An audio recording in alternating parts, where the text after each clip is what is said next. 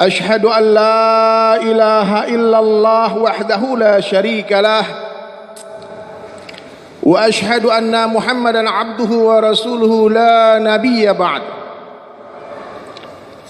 اللهم صل على محمد وعلى آله وأصحابه أجمعين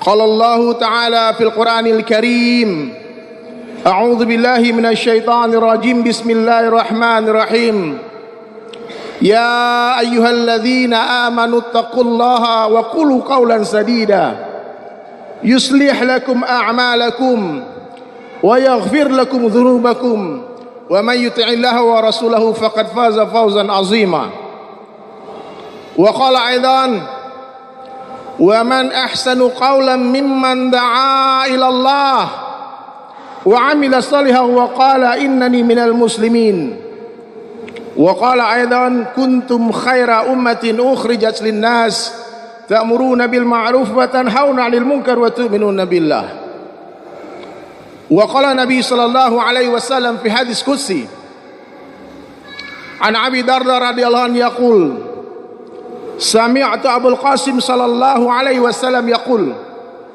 إن الله قال يا عيسى إني باعث من بعدك أمة إن أصابهم ما يحبون حمد الله وإن أصابهم ما يكرهون تسبوا والصبروا ولا حلم ولا علم كيف يكون هذا لهم ولا حلم ولا علم يا رب قال الله تعالى أعطيهم من حلمي وعلمي أو كما قال رسول الله صلى الله عليه وسلم. Hadirin yang dirahmati Allah Subhanahu wa taala,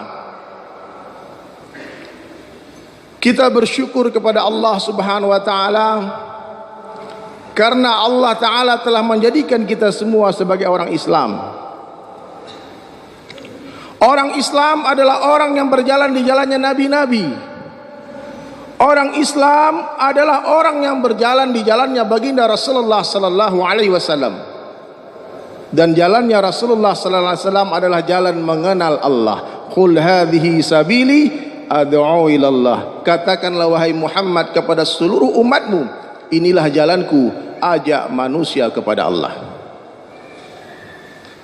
Jadi perkara yang paling penting hadirin sekalian dalam kehidupan kita adalah perkara mengenal Allah, perkara iman. Kalau iman kita salah, maka seluruh amal kita salah. Kalau iman kita benar, maka insya Allah seluruh amal kita akan benar hadirin sekalian. Makanya 13 tahun di Makkah baginda Rasulullah SAW mati-matian buat usaha atas iman. Baginda Nabi SAW hari-hari datang dari rumah ke rumah, dari pintu ke pintu, dari lorong ke lorong, dari warung ke warung, mengajak manusia, menjumpai manusia, merayu-rayu manusia untuk mengenal Allah. Inilah jalannya baginda Rasulullah sallallahu alaihi wasallam. Nabi jumpai semua orang, orang kaya didatangi, orang miskin didatangi, raja-raja didatangi, rakyat biasa didatangi, yang buta didatangi, hamba sahaya didatangi, yang pincang didatangi. Semua manusia didatangi oleh Nabi sallallahu alaihi wasallam tanpa ada sedikit pun interest, tanpa ada sedikit pun kepentingan apa-apa, hanya karena rasa mahabbah kepada umatnya. Apa yang Nabi sampaikan kepada para sahabat di kala itu hadirin sekalian, kepada orang-orang Quraisy di Makkah, sederhana saja dakwah Nabi. Ya ayuhan nas, wahai manusia, wahai sahabat-sahabatku, qulu la ilaha illallah tuflihun. Ucapkanlah kalimah la ilaha illallah, kalian akan berjaya, kalian akan selamat, kalian akan bahagia. Ternyata hadirin sekalian, seluruh nabi dari Nabi Adam alaihissalam sampai baginda Nabi sallallahu alaihi wasallam membawa satu kalimah ini, yakni kalimah la ilaha illallah. Seluruh nabi datang kepada manusia, mengajak manusia untuk menafikan selain Allah. Sederhana saja. Lihat apa saja, lihat siapa saja, katakan la ilaha illallah. Itulah dakwahnya dari Nabi. Lihat jagat raya, Katakan tidak. Itu matahari tidak bisa beri manfaat dan mudarat. Allah yang memberi manfaat. La ilaha illallah. Allah yang memberi mudarat. La ilaha illallah. Itu matahari tidak punya cahaya. Cahaya milik Allah. Allah mampu memberikan kita cahaya dengan matahari atau tanpa matahari. Kalau ini dakwah tidak dibuat, hadirin sekalian, maka umat dalam keadaan kegelapan tidak mengenal Allah. Akhirnya sampai hari ini ada satu kaum yang menyembah matahari.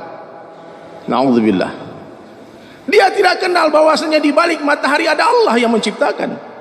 Itu matahari makhluk. Suatu hari nanti pasti Allah akan hancurkan itu matahari. Seluruh jagat raya nafikan, sebagaimana yang dibuat oleh Nabi Ibrahim alaihissalam. Ketika remaja beliau mengenal Allah, mencari Allah. Lihat bintang, nafikan bintang. Lihat bulan, nafikan bulan. Lihat matahari, nafikan matahari. Tumbuh remaja, hadirin oleh Allah, perkenalkan dirinya kepada Nabi Ibrahim alaihissalam. Sehingga Nabi Ibrahim pulang dari tempat persembunyiannya, dilihat sesembahan orang kafir, berhala-berhala yang dibuat oleh tangan ayahnya sendiri, Azar. Dia datangi ayahnya, dia katakan, wahai ayah, ini patung-patung tidak bisa apa-apa ayah. Ini patung tidak bisa beri manfaat dan mudarat ayah. Ini patung makhluk, tidak pantas untuk disembah ya ayah. Ayahnya pun marah, hadirin mulia. Hai Ibrahim, kau ke pasar jual ini patung. Dia pun ke pasar, hadirin mulia. Dia teriakkan di pasar, siapa yang mau membeli patung yang tidak bisa apa-apa ini? Akhirnya tidak ada satu orang pun yang beli itu patung. Ketika Namrud laknatullah alaihi dan rakyatnya berkumpul di satu tanah lapang, membuat upacara dengan ajaran mereka waktu jahiliyah, Nabi Ibrahim diam-diam pergi ke kerajaan Namrud, dihancurkan seluruh berhala, ditinggalkan satu berhala yang besar, lalu kampaknya hadirin digantungkan di leher berhala tadi. Namrud pulang, dia lihat seluruh Tuhannya telah hancur. Dia tahu ini pasti kerjaan Ibrahim. Dipanggil Nabi Ibrahim, hadirin mulia, tanpa sedikit pun rasa takut di hati Nabi Ibrahim. Iman sempurna kepada Allah. Dalam pandangan orang beriman, hadirin mulia, raja-raja tidak lagi terlihat hebat, orang kaya lagi tidak lagi terlihat hebat, presiden tidak lagi terlihat gagah dalam pandangan orang beriman. Yang hebat hanya Allah Ta'ala saja, yang berkuasa hanya Allah Ta'ala saja, yang hebat hanya Allah Ta'ala saja. Nabi Ibrahim datang sendirian menghadap Namrud. Dengan penuh kesombongan Namrud bertanya kepada Nabi Ibrahim, man rabbuka ya Ibrahim? Siapa Tuhanmu wahai Ibrahim? Ibrahim dengan lantang menjawab, Allah. Dialah Allah Tuhanku dan Tuhanmu wahai Namrud, yang telah menghidupkan dan mematikan. Namrud katakan, wah, menghidupkan mematikan, akulah Tuhanmu itu. Dipanggil satu orang dibunuh, satu orang diberikan hidup. Kamu lihat Ibrahim, siapa yang menghidupkan? Aku. Siapa yang mematikan? Dia aku. Sujud sekarang. Namun Nabi Ibrahim tidak kehabisan akal, hadirin mulia. Allah berikan wahyu waktu itu. Dialah Allah Ta'ala yang telah menerbitkan matahari dari timur dan tenggelamkan dari barat. Wahai Namrud, kalau kau betul-betul Tuhan, sekarang terbitkan matahari dari barat, tenggelamkan di timur. Namrud pun hilang akal, hadirin mulia. Ini anak begitu cerdas. Jadi kalau penguasa-penguasa, hadirin mulia, sudah kehabisan akal, tidak ada cara lain, dia teriak, dia panggil aparatnya, polisi, tentara, tangkap Ibrahim. Nabi Ibrahim ditangkap, sedikit pun tidak ada rasa takut. Diadili, dijatuhi hukuman mati, dibakar hidup-hidup. Nabi Ibrahim pun gak terkesan. Seluruh rakyat Namrud laknatullah alaih mengumpulkan kayu bakar, begitu hebat, api menyala. Api begitu besar, tak ada satu orang pun yang berani mendekat. Orang-orang kafir waktu itu melihat dari gunung-gunung, dari bukit-bukit. Ketika api sudah mulai dinyalakan, hadirin sekalian, mereka berpelukan, mereka saling menepuk tangan mereka, mengatakan, habis Ibrahim sekarang. Berani-beraninya melawan Namrud. Tuan-tuan sekalian, Namrud itu bukan raja yang penyakitan, yang kurus kerempeng, tidak. Raja yang badannya kuat. Dalam kitab Bukhari diceritakan sakti mandraguna, ototnya besar, tidak pernah sakit seumur hidupnya, kaya raya. Itu Namrud. Semua rakyatnya datang minta apa saja dia berikan. Seluruh rakyatnya mencintai dia. Api dinyalakan, hadirin mulia. Ketika api sudah mulai menyala, Nabi Ibrahim tundukkan kepalanya. Namrud mengira Nabi Ibrahim ketakutan oleh api. Didatangi utusannya Hadirin mulia, katakan sekarang sujud kepada Namrud, akui dia sebagai Tuhan kamu, selamat dari kobaran api. Apa jawaban Nabi Ibrahim alaihissalam? Semakin besar itu api, semakin tenang hatiku, semakin aku merasa dekat dengan Rabbku Allah. Orang beriman hatinya semakin besar masalahnya, semakin mesra dia dengan Allah, semakin dekat dia dengan Allah. Turun 3 malaikat menawarkan bantuan, seakan-akan itu bantuan hatimu. Tapi Nabi Ibrahim faham ini bukan bantuan Allah, tapi ini ujian dari Allah. Malaikat penjaga air datang, dinafikan. Malaikat dinafikan, diusir sama Nabi Ibrahim. Malaikat penjaga angin pun diusir, suruh pergi, tidak perlu. Bahkan Amirul Malaikat Jibril alaihissalam turun menawarkan pertolongan. Apa jawaban Nabi Ibrahim alaihissalam? Hasbunallah, cukup Allah sebagai penolongku, wa ni'mal wakil. Jadi hadirin ini orang beriman, dilemparkan ke kobaran api. Semua orang mengira Nabi Ibrahim akan hanyut, akan kebakar oleh api. Mereka tidak tahu itu api makhluknya Allah, tidak bisa apa-apa tanpa izin Allah, tidak bisa membakar tanpa izin Allah. Ketika Nabi Ibrahim dilemparkan ke kobaran api, Allah perintah api, hadirin mulia, ya nar kuni bardan, hai api jadilah dingin. Api pun taat dengan perintah Allah. Api menyambut tubuh Nabi Ibrahim seperti seorang ibu menyambut bayinya. Ditimang-timang sampai ditidurkan di bawah dasar kobaran api. Nabi Ibrahim menggigil kedinginan. Jibril katakan, ya Allah, khalilmu, kekasihmu kedinginan. Baru Allah lanjutkan firman-Nya, wassalaman ala Ibrahim. Satu orang bertanya, kapan saat terindah dalam kehidupanmu wahai Ibrahim? Apa jawaban beliau? Ketika aku dibakar di dalam api, 1 lembar rambut pun tak terbakar. Jadi hadirin mulia, ini perkara yang paling penting, kenali Allah. Hanya Allah satu-satunya zat yang pantas untuk kita takuti. Tidak boleh takut kepada selain Allah, tidak boleh meminta kepada selain Allah. Orang beriman tidak akan pernah mengharap kepada selain Allah. Semakin besar harapan hati kita kepada selain Allah, maka semakin besarlah kekecewaan yang akan menghantam kehidupan kita. Usaha ini harus dibuat hadirin mulia. Setiap orang Islam mesti buat usaha ini, mengulang-ulang kibri Allah, mengulang-ulang pembicaraan tentang kebesaran Allah, di mana saja, kapan saja, jumpa siapa saja, katakan la ilaha illallah. Ketemu pedagang, katakan kepada pedagang, Pak, yang memberi rezeki bukan toko bapak tapi Allah, la ilaha illallah. Datang kepada petani, katakan kepada seluruh petani, Pak, yang memberikan buah ini Allah, bukan kebun bapak. Buah bukan datang dari ranting, ranting bukan datang dari dahan, dahan bukan datang dari batang, batang bukan datang dari akar, akar bukan datang dari tanah, tapi akar datang dari Allah, batang datang dari Allah, dahan datang dari Allah, ranting datang dari Allah, daun datang dari Allah, dan buah pun datang dari Allah. La ilaha illallah. Ulang-ulang pembicaraan ini sampai yakin di dalam hati kita. Dakwah ini bukan untuk orang, sepertinya untuk orang, namun hakikat dakwah untuk diri orang yang berdakwah. Orang lain hanya sarana dakwah saja, tapi diri kita adalah sasaran dakwah. Guru saya katakan, Sulaiman, kamu harus buat dakwah 25 majelis setiap hari. Jangan tidur sebelum buat 25 majelis. Saya tanya, apa cukup 25 orang saya kumpulkan? Tidak. Bukan 25 orang, 25 kali kamu bicara kebesaran Allah. Coba bayangkan tuan-tuan sekalian, kalau kita bicara kebesaran Allah 25 kali, majelis pertama dengar 1 kali, majelis kedua dengar 1 kali, majelis ketiga dengar 1 kali, majelis ke-25 dengar 1 kali, tapi telinga kita mendengarkan 25 kali pembicaraan tentang kibri Allah, tentang kebesaran Allah. Satu paku yang dipukul 25 kali itu tidaklah sama dengan paku yang dipukul 1 kali.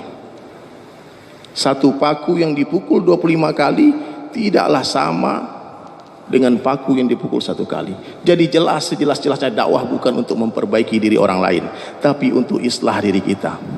Wa qulu qaulan sadida, ucapkanlah perkataan dakwah.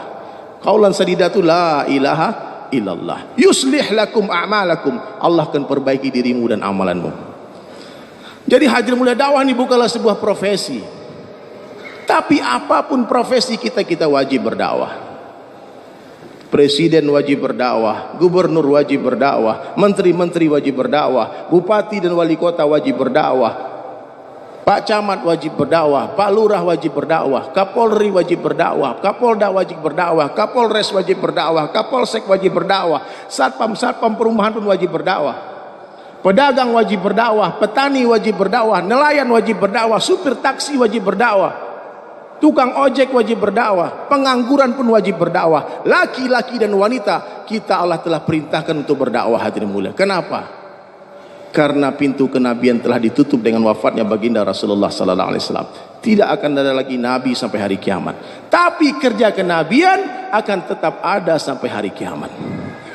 Allah telah bangga-banggakan kita. Dipuji-puji oleh Allah. Bukan hanya di dalam Al-Quran, hadirin sekalian, di dalam Taurat, di dalam Zabur, di dalam Injil. Allah telah menceritakan kepada Nabi Musa alaihissalam bagaimana dahsyatnya di umat. Allah ceritakan kepada Nabi Daud alaihissalam, kepada Nabi Isa alaihissalam, sehingga nabi-nabi berdoa kepada Allah, ya Allah jadikanlah kami sebagai umatnya Muhammad sallallahu alaihi wasallam. Nabi-nabi ingin seperti kita, hadirin sekalian. Nabi ingin seperti kita. Bayangkan ini. Apa keistimewaan ini umat? Ukhrijat linnas, dikeluarkan, dikhurujkan dari rahim ibunya ke dunia. Linnas, untuk memberi manfaat bagi seluruh manusia. Manusia bukan hanya ada di Indonesia, Pak.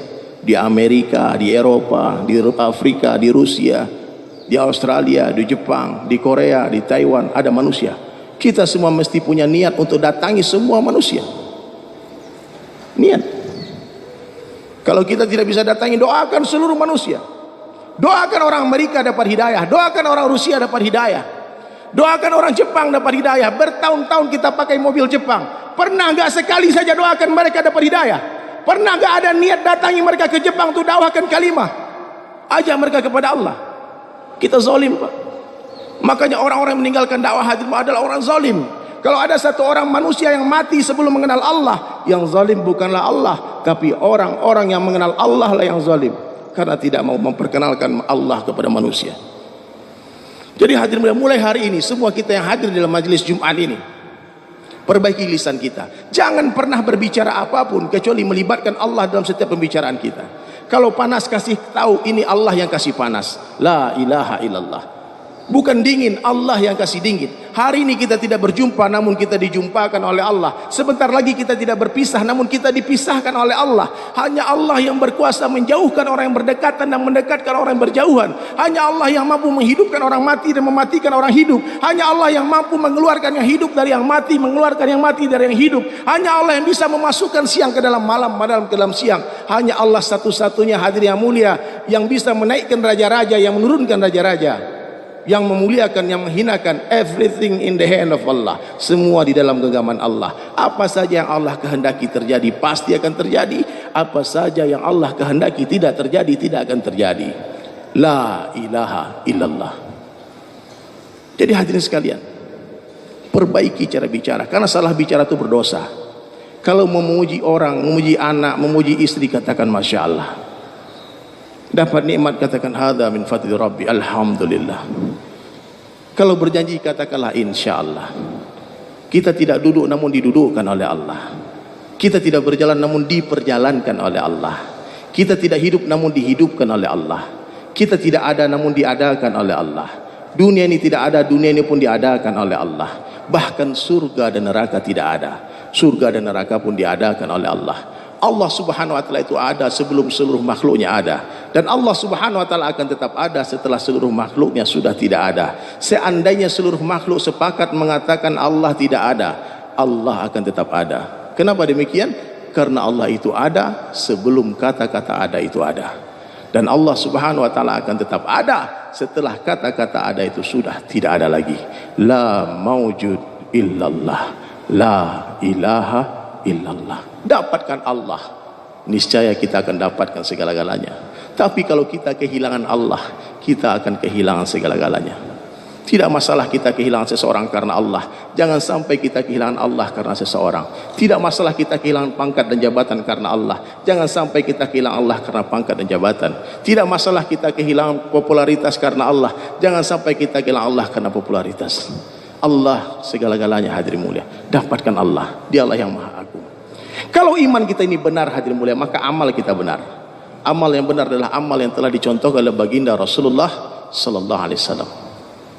Saya yakin tidak seorang pun dari kita yang mampu menghidupkan sunnah 100%. Tapi tolong jangan tinggalkan 100%. Amalkanlah semampunya saja.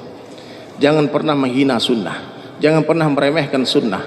Karena sekecil-kecilnya sunnah Rasulullah sallallahu alaihi wasallam itu lebih berharga daripada syurga. Surga itu kesenangan nafsu kita, Pak, tapi sunnah kecintaan Allah. Sendalnya Nabi lebih dicintai Allah daripada dunia beserta isinya. Lebih Allah cintai daripada arsy-Nya sekalian.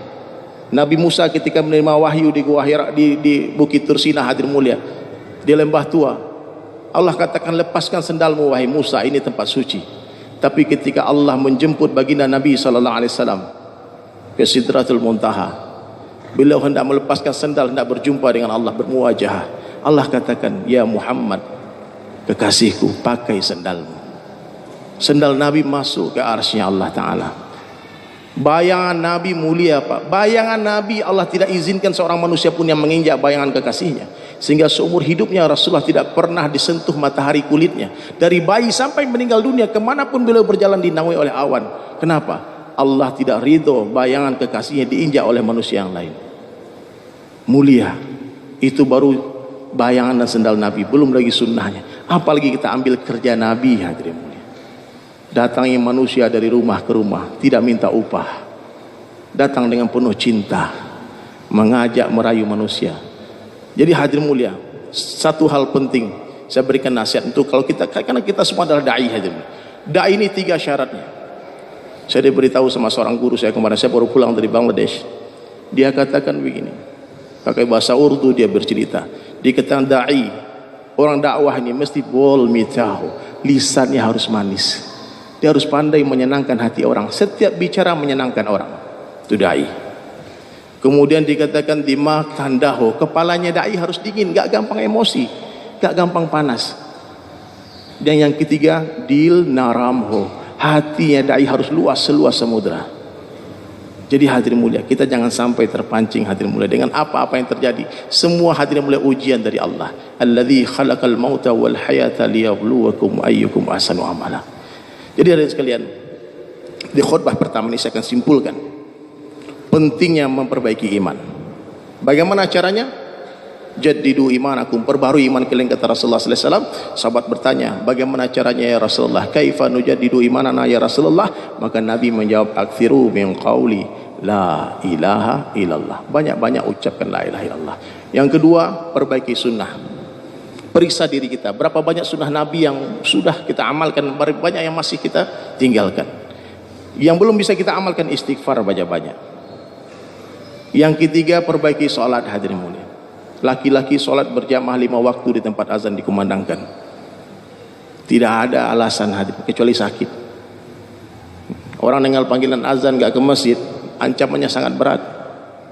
Tidak ada alasan. Kemudian yang ketiga, yang keempat, hadirin mulia, orang yang baik dalam pandang Allah Ta'ala, dia cinta kepada ulama.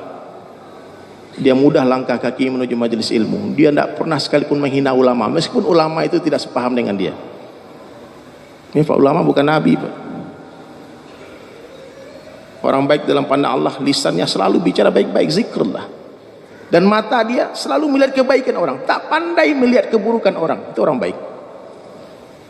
Dilihat orang jahat, orang buruk, hadirin mulia, dia cari kebaikan, ketemu kebaikannya, dibicarakan kebaikan itu. Sekurus-kurusnya ikan pasti ada dagingnya, segemuk-gemuknya ikan pasti ada tulangnya, senakal-nakal, sejelek-jeleknya orang pasti ada kebaikannya, sewali-wali orang hari ini, sebaik-baik orang pasti ada aibnya. Orang yang berakal, dia akan beli ikan, dia makan dagingnya, tulangnya dia buang. Hanya orang gila, hadirin mulia, dia beli ikan, tulang dia makan, daging dia kasih kucing, naudzubillah. Maka orang baik dalam pandang Allah, dia selalu merasa diri dia orang paling hina di dunia. Dia selalu katakan kepada dirinya, sebaik-baik saya lebih baik orang lain, seburuk-buruk orang lain lebih buruk saya. Kalau kita sempat merasa sama dengan orang lain, ini dilarang dalam Islam. Apalagi merasa lebih baik dari orang lain, diharamkan mencium bau surga, sombong.